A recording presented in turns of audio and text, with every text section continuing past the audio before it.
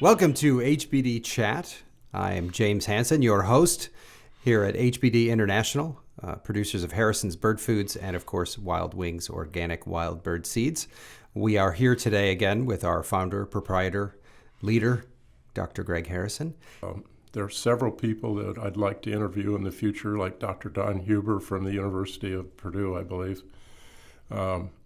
At any rate, Don is a veterinarian who's been working with the effects of pesticides, specifically glyphosate, on whatever he could find. And what he found was glyphosate originally was produced as an antibiotic.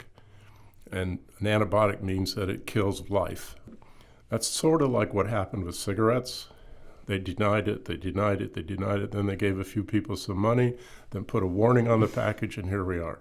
And that's probably what's going to happen with the pesticides. They all know that they're harmful, but they're not going to give up the profit that they see with that.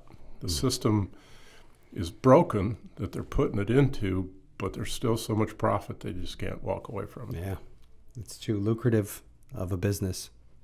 Yep. And we talk a lot about GMO and that designation, and non-GMO, which all of our products are designated as non-GMO. What does that mean exactly to a consumer when they see that on a label? And why should they look for it? Why should people care? Brand X corn that they wanted to combine with another type of corn that they would plant in 2 rows. Then they would go along with the detasseling machine, and Linda and I would pull the tassels out. That's the male part of the corn.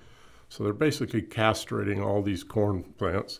So the female part of both this corn plant and this corn plant are still there, but the male's here.